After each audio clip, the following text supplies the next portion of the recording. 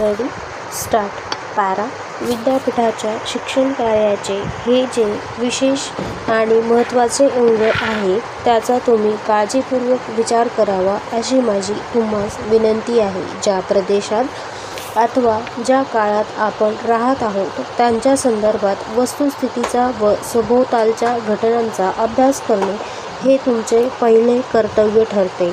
प्रत्येक देशाला किंबहुना देशातील प्रत्येक भागाला त्याचे असे काही विशिष्ट प्रश्न व गरजा असतात. नव्या रक्ताच्या तुम्हा तरुणांना या प्रश्नाचा सखोल अभ्यास करून ते सोडविण्याचा सातत्याने प्रयत्न केला पाहिजे व अशा प्रकारे तुम्ही तुमच्या प्रदेशातील लोककल्याणाच्या कार्याचा एक अविभाज्य व जिवंत घटक बनले पाहिजे. पूर्वी काही लोक विद्वान व व्यासंगी माणसांकडून मार्गदर्शनाची अपेक्षा करीत असत. आज विद्यापीठातून उच्च शिक्षण घेऊन बाहेर पडलेल्या स्त्री पुरुषांकडून आज अशा मार्गदर्शनाची अपेक्षा करीत आहोत.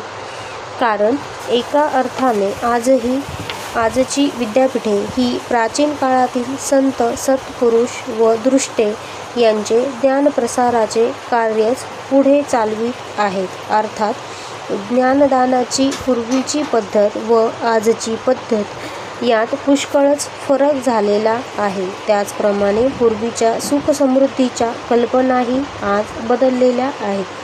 थोडक्यात म्हणजे जीवनाकडे पाहण्याचा आपला दृष्टिकोन पूर्वीपेक्षा आज आमूलाग्र बदलला आहे. तथापि सर्व मानव जातीचे जास्तीत जास्त कल्याण साधण्याचे मानवाचे अंतिम ध्येय मुळीच बदललेले नाही अथवा बदलणारही नाही.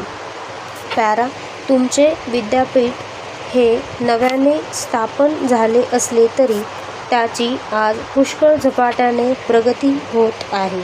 या विद्यापीठात शिक्षण घेण्याची संधी ज्या विद्यार्थ्यांना लाभली आहे त्यांना माझी अशी विनंती आहे की त्यांना आपल्या भोवती घडत असलेल्या सर्व घटनांचा बारकाईने अभ्यास करावा. एवढेच नव्हे तर त्या घटनांना योग्य प्रकारे वळण लागेल अशा प्रकारे त्यांनी प्रयत्न करावेत. या प्रदेशाचे भावी नागरिक या नात्याने त्यांच्या उन्नतीसाठी व उत्कर्षासाठी प्रयत्न करणे हे त्यांचे कर्तव्यच ठरते.